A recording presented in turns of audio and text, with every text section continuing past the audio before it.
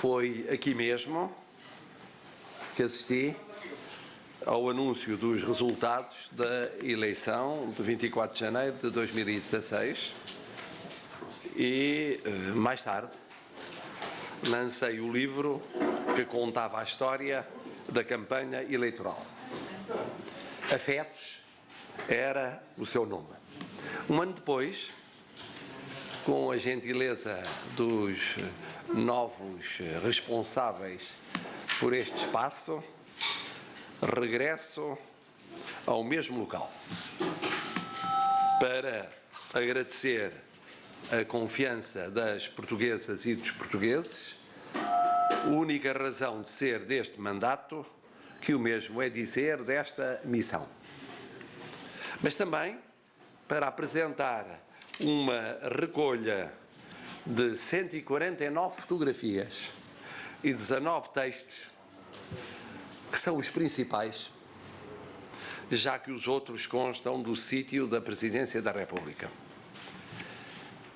e que incluem as 3 intervenções com os compromissos assumidos em campanha eleitoral.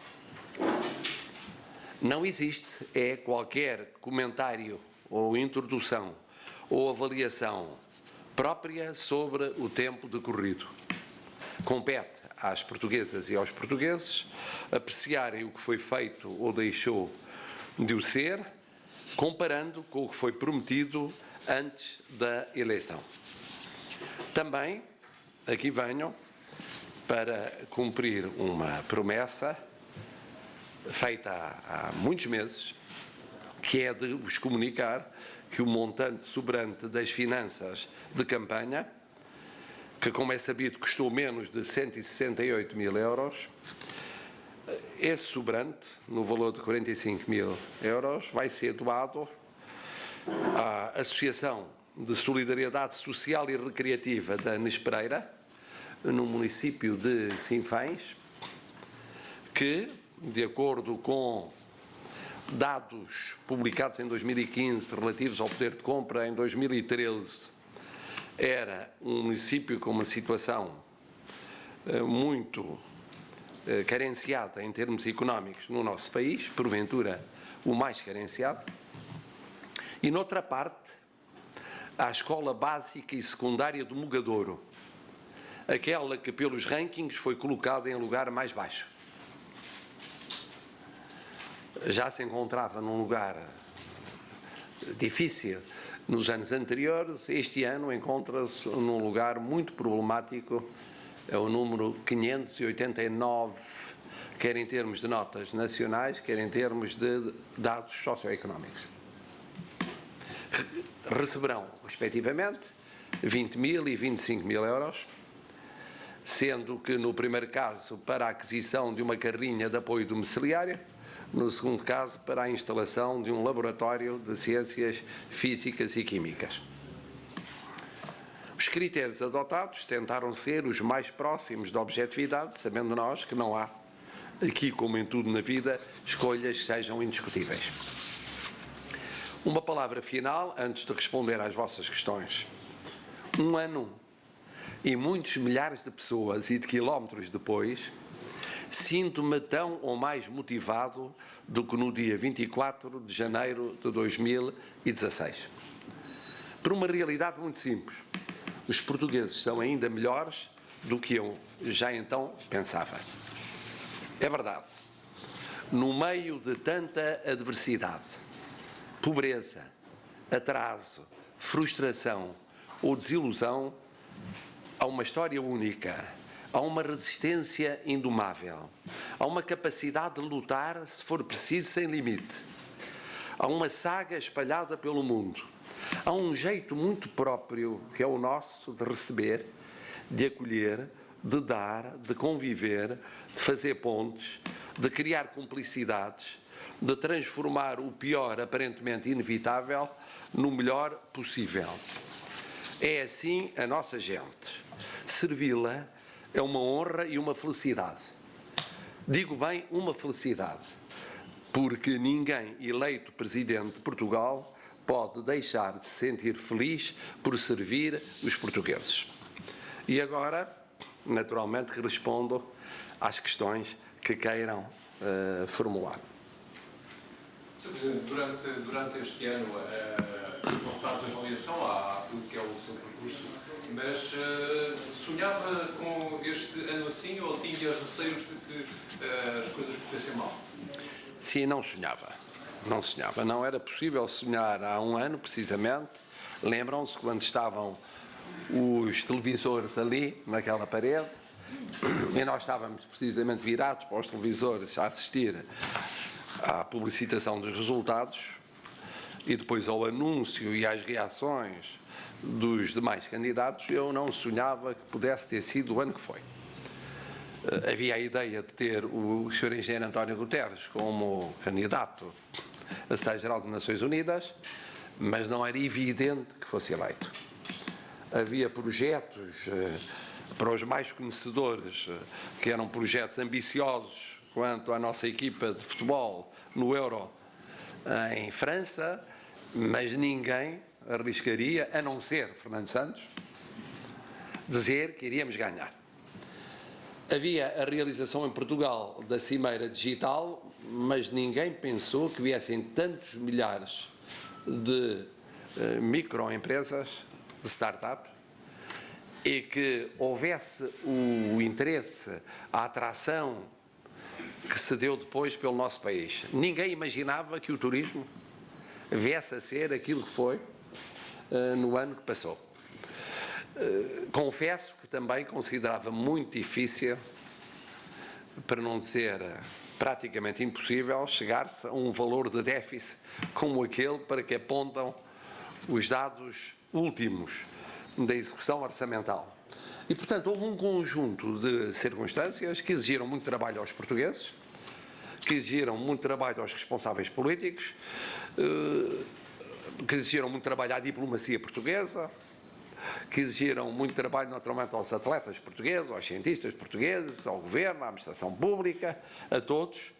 E eu não podia imaginar, de facto, há um ano, que um ano depois aqui estivesse com tantos resultados positivos como aqueles que realmente existiram.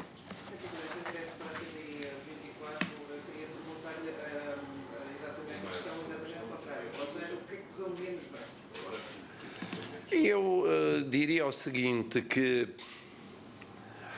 o que pode correr melhor e tem de correr melhor, é, por exemplo, haver mais crescimento económico.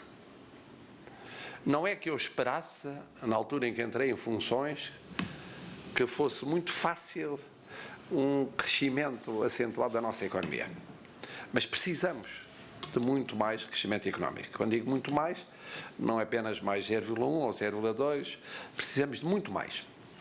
Para isso precisamos de bastante mais exportações, precisamos de bastante mais investimento. É verdade que temos notícias boas quanto a investimentos, por exemplo, na indústria automóvel, quer na Auto Europa, quer na Renault. É verdade que temos investimento imobiliário que está a ultrapassar as expectativas, é verdade que temos projetos de investimento um pouco por todo o país, mas precisamos de mais. Precisamos de mais poupança, os portugueses precisam ter mais poupança. Precisamos levar mais longe aquilo que já foi feito em termos de consolidação do sistema bancário e, portanto, eu não diria que nesses domínios o que se passou tenha sido pior do que aquilo que eu admitia em janeiro do ano passado, mas precisamos de muito mais para encarar com ainda mais otimismo o futuro nos próximos anos. Para 2017 espero, portanto, fazer mais e melhor. Sim, quer dizer, é evidente que ao fim do ano, aquilo que se espera, eu estou mais motivado do que estava há um ano. Estou mais motivado porque os portugueses foram excepcionais durante este ano. Já tinham sido nos anos de crise. Mas foram excepcionais este ano. Porque a saída da crise não era nem rápida, nem fácil, nem homogénea. Portanto, para muita gente, a saída da crise ainda não existiu. está a começar a existir. Para muita gente ainda há muitos sacrifícios. Para muita gente a recuperação do poder de compra foi ainda muito limitada.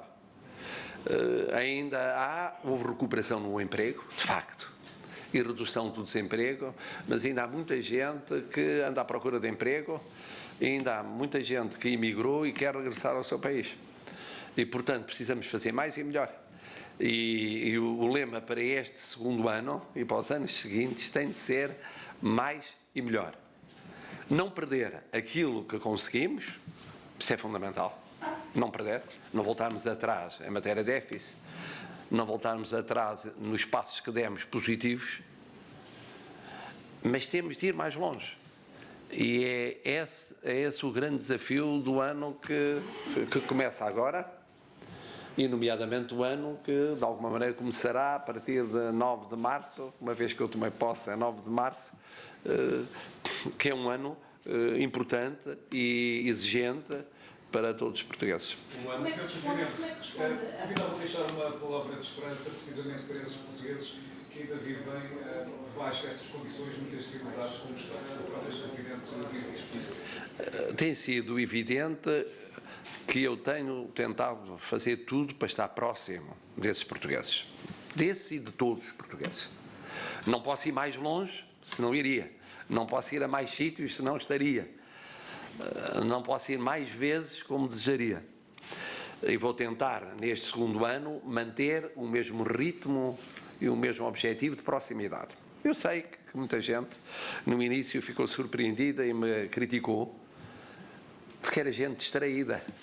Não só não tinha visto a campanha eleitoral, como não me conhecia. Mas aqueles que me conheciam, e a maioria dos portugueses conhecia-me, e por isso votou, naquilo que considerava que iria ser um determinado estilo de mandato, sabia que eu tentaria estar próximo, mas sobretudo daqueles que mais necessitam.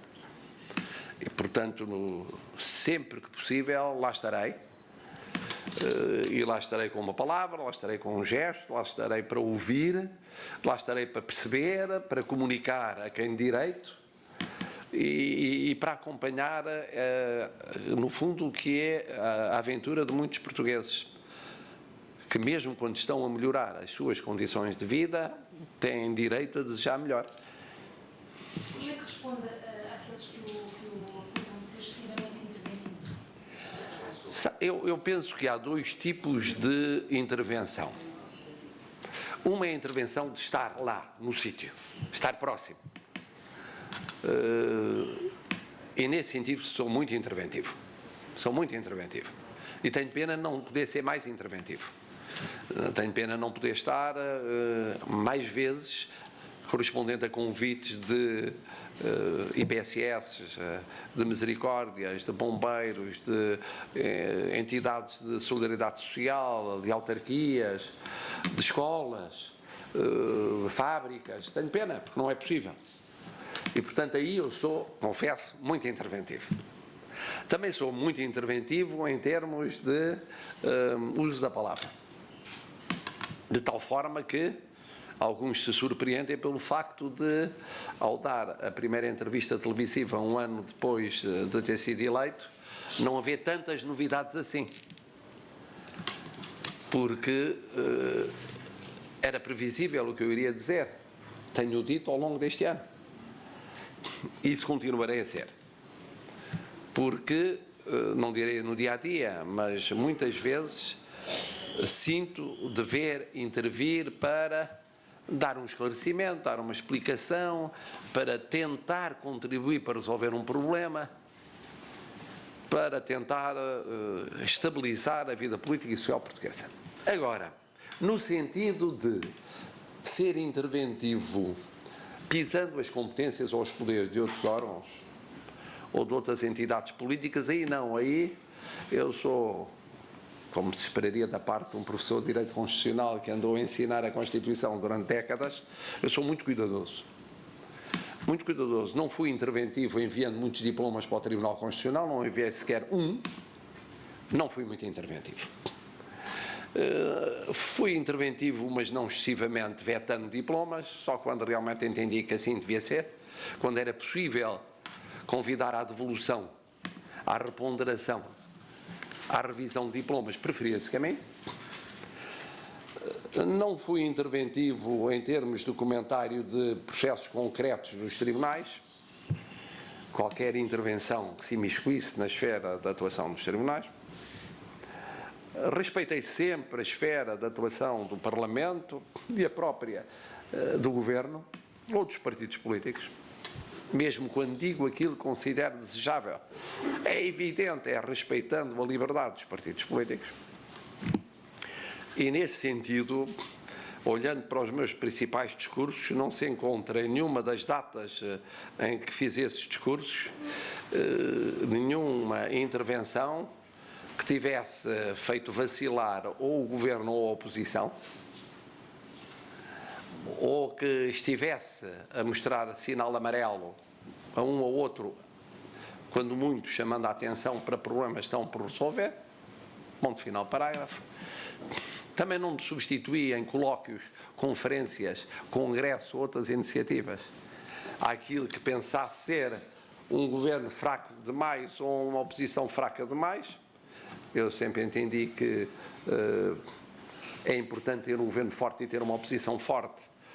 E a melhor maneira de estimular uma coisa e outra é não invadir a esfera de competência das várias entidades. E, portanto, muito cuidadoso no exercício dos poderes constitucionais, como se impõe ao Presidente da República. Tem poderes, deve exercê-los sem complexos, mas não deve nunca ultrapassar os seus poderes. São os que estão na Constituição, não são outros. O sistema não é nem parlamentarista, nem presidencialista. Nem é de um chefe de Estado que não tem formas de intervenção, porque tem. Em relação às leis, em relação às decisões políticas, em relação à situação política, tem, mas não é presidencialista. Não substitui ao Poder Executivo, não governa, respeita ao Parlamento, respeita aos tribunais. É o sistema que temos, é o sistema que deve ser escrupulosamente respeitado. Nesse sentido, parece que 2017 e o início de 2018, depois das autárquicas, poderá ter que ser mais interventivo, a situação política poderá condicionar a vida do Presidente da República? Não, essa é outra questão também que aproveito para esclarecer, embora tivesse já feito isso largamente na entrevista e nas outras intervenções prévias. Eu penso que uma conquista do ano anterior foi a estabilidade política, foi a pacificação social, que são muito importantes num mundo instável e imprevisível. Hoje temos um mundo, e porventura até uma Europa, mais instáveis e imprevisíveis do que no dia da minha posse. E certamente mais do que no dia da minha eleição. Há mais dúvidas e incógnitas. Não vamos aumentar as dúvidas e incógnitas com imprevisibilidade nacional. É nestes momentos que se exige a estabilidade política, económica e social. E essa previsibilidade é uma vantagem comparativa. Eu tenho encontrado muitos investidores e muitos políticos estrangeiros que olham para Portugal e até explicam porque é que há a escolha como residência e para investimento imobiliário, para compra de casa e a vinda para viver em Portugal, comparativamente achando que hoje Portugal é um país mais previsível do que outros países de que são nacionais. E sem querer exagerar, eu diria que isto é muito importante. Logo, quando o que é natural, perante as lutas políticas, os conflitos políticos surge quando em vez esta ideia, estamos numa situação muito dramática, ou há uma tensão maior no discurso político ou entre responsáveis políticos. Eu tenho o cuidado de lembrar que no ano que passou tivemos situações bem mais complicadas, e que ultrapassamos. Tivemos a negociação difícil de um primeiro orçamento para 2016. Tivemos momentos em que se discutiu se havia ou não sanções aplicáveis a Portugal. Tivemos um momento em que se discutiu se havia ou não cortes de fundos a Portugal. Tudo isso muito mais complicado do que momentos que vivemos. Tivemos no sistema bancário alturas em que tínhamos a noção de que havia muito por decidir e estava a demorar muito tempo a ter decisões, algumas das quais internacionais ou europeias, e as pessoas ficavam impacientes. Portanto, eu realisticamente tendo a relativizar aquilo que por vezes é apresentado como um foco de grande crise e, sobretudo, a não especular sobre cenários. O que se passará se A, B, C fizer isto ou aquilo? Sabemos, temos na Europa países fundamentais, fundadores da União Europeia com eleições. Não sabemos quais serão os resultados. Temos as negociações com o Reino Unido, depois de uma decisão que era imprevisível, nos termos em que foi, há um ano. Temos o lidar com a nova administração norte-americana num quadro que é diferente da administração anterior. E, portanto, o mundo está a mudar, a Europa está, em muitos aspectos, a repensar-se e a reajustar-se, e nós temos que manter uma grande serenidade, não confundindo aquilo que é verdadeiramente essencial com aquilo que muitas vezes é acessório e que nós pensamos que é essencial. E aí temos uma vantagem, é de ser uma nação com muitos séculos de história. Nós já perdemos a independência, já recuperamos, já estivemos a perder várias vezes e não perdemos. Tivemos crises financeiras gravíssimas e superamos. Portanto, já vivemos e já vimos aquilo que muitos outros, enquanto Estado independente, não viram.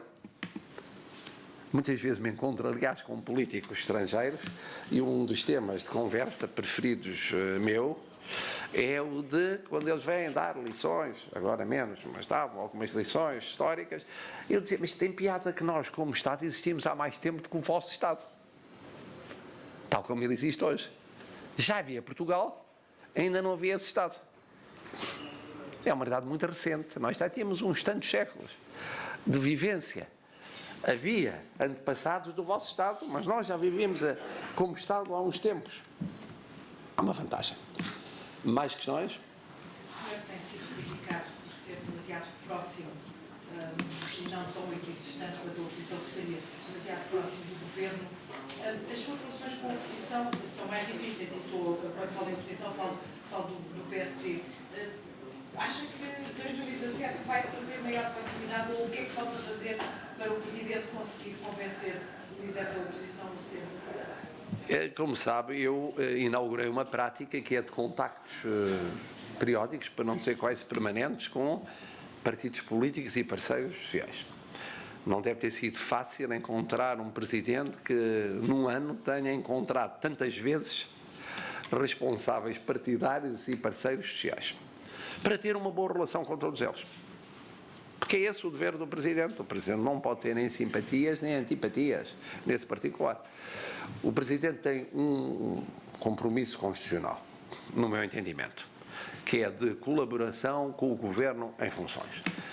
Qualquer que ele seja. Hoje é o Governo António Costa, amanhã é o Governo Passos Coelho, depois da manhã é o Governo António Costa, só para escolher os dois nomes de líderes respectivamente do Governo e do principal partido da oposição, deve tratar da mesma maneira, exatamente da mesma maneira, que é proporcionar todas as condições para que o Governo governe. Essa é a função do Presidente, e não é por uma questão de simpatia pessoal. É evidente que as relações pessoais, em teoria, podem facilitar ou dificultar, mas nisso até é fácil a minha situação, porque praticamente, sem exceção, conheço os líderes políticos há muito tempo e dou muito bem com eles. E, portanto, conheço em contextos diferentes, sem nenhum problema, mas não é isso que se trata. É um dever constitucional e institucional. E, portanto, quando se diz, mas leva o Governo ao colo, está muito próximo do Governo, faça o que o Presidente deve fazer, criar condições para que o Governo governe. O Governo não tinha este Primeiro-Ministro, não tinha esta composição, tinha outro Primeiro-Ministro, outra composição, o Presidente tinha que fazer exatamente o mesmo, independentemente da sua área de origem ser uma ou outra. E a área de origem do Presidente não é, obviamente, a área de origem do Governo. Tinha que fazer o mesmo. E não há nada de eterno. Eu tenho dito isso muitas vezes, as pessoas chocam-se, não há presidentes eternos, não há primeiros-ministros eternos, não há governos eternos. E enquanto durar o mandato do Presidente da República, ele quem quer que seja o governo, quem quer que seja a oposição, tem de criar condições para que o governo governe com força e para que a oposição tenha força para ser alternativa ao governo. Porque só ganha em ter duas soluções possíveis. Quando digo duas é porque não se antevê 3 ou 4 ou 5. Isso é uma riqueza. Ter duas soluções possíveis de governação. Se uma falhar, tem outra hipótese alternativa. Agora, não pode ser um fator de criação de problemas e de instabilização na vida política portuguesa. Não pode, não pode. Professor, o que é que sente mais saudades da sua vida antes de ser Presidente, há um ano? Como? O que é que sente mais saudades da sua vida? Daquilo que deixei de ter de vida. O que é que eu tenho mais saudades? Sabem que eu depois aí também consegui, aos poucos, manter um estilo de vida que me permite fazer uma parte daquilo que fazia antes de ser Presidente. Eu no início temia que não conseguisse. Uma parte consegui. Quer dizer, ter contacto com a realidade, não me fechando naquilo que é o edifício do poder. Portanto, conduzir o carro sempre que possível. Primeiro ao fim de semana, agora de quando em vez, quando é possível, à semana, se isso não atrapalha o exercício das funções oficiais. O ir aos mesmos sítios, o frequentar os mesmos sítios, confesso que não consigo fazer o que o Presidente Mário Soares fazia. Era mais imaginativo ainda e mais livre nessa matéria do que eu. Não consigo ir almoçar fora, ou jantar fora, ao ritmo e com a diversidade e à vontade com que ele o fez. Mas mantenho, na medida do possível, os contactos, vou aos mesmos sítios comprar aquilo que comprava, tento frequentar os espetáculos na medida do possível, tento falar com as pessoas, exatamente as mesmas pessoas com quem falava. Agora, dir-me-á, é o mesmo? Não é o mesmo. Isso não é o mesmo. Há uma série de compromissos oficiais que limitam no tempo as deslocações ao estrangeiro e os compromissos pelo país. E o estar próximo de mais gente acaba por sacrificar o estar próximo de alguma gente. Imagino que daquelas 149 fotografias seja difícil escolher ou eleger uma que a trama marcar. Sim, nem vou fazer esse exercício. Nem vou fazer, porque já escolher as 149 já foi um tormento. Porque aí não é mérito meu, o mérito dos fotógrafos, que, como sabem, são aditos e, portanto, fotografaram milhares e milhares e milhares de vezes, e depois escolher as 149 foi mais difícil do que escolher os textos.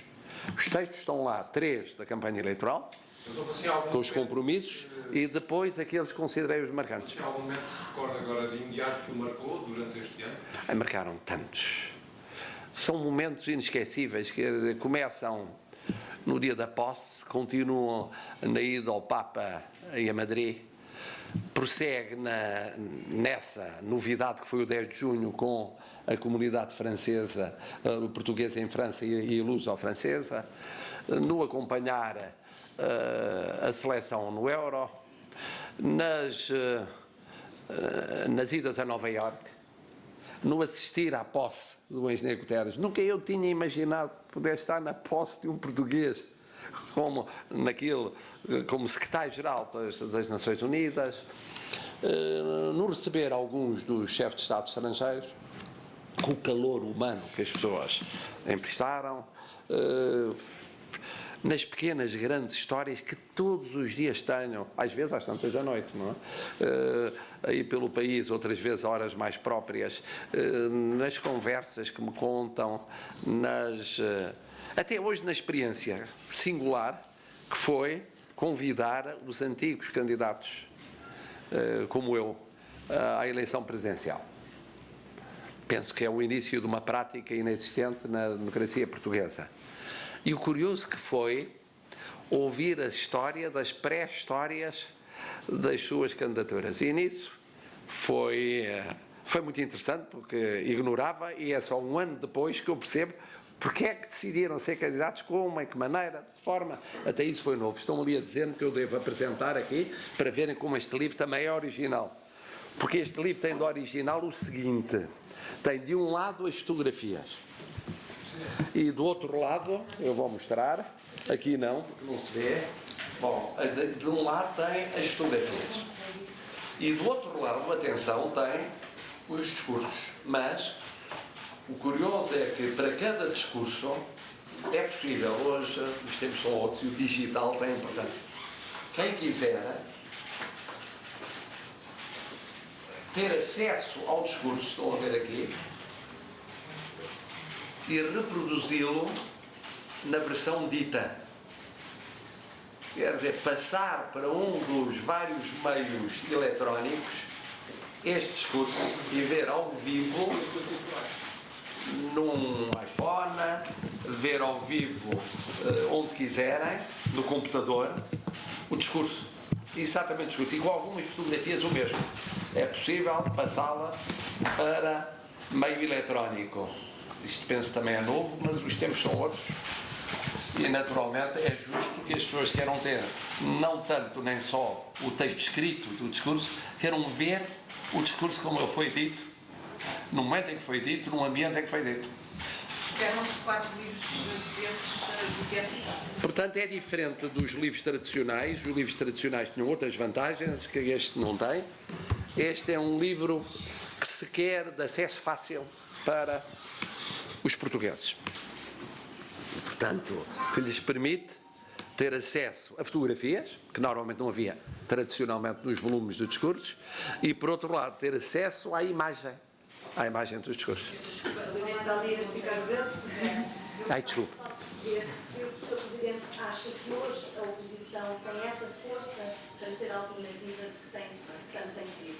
Eu não, Neste momento, não vejo razão nenhuma para achar que, por um lado, que o Governo não tem força para sobreviver e poder chegar ao fim da legislatura e que a oposição não tem força para poder ser uma alternativa de Governo. Não vejo nenhuma razão para isso.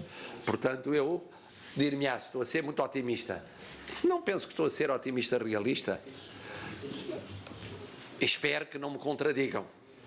Espero que os partidos da base de apoio do Governo não venham agora, qualquer dia, contradizer, criando situações de impasse que hoje não existem, e que a oposição me contradiga, criando também situações de impasse no seu seio ou de fraqueza que hoje não existem. Obrigada. Muito obrigado.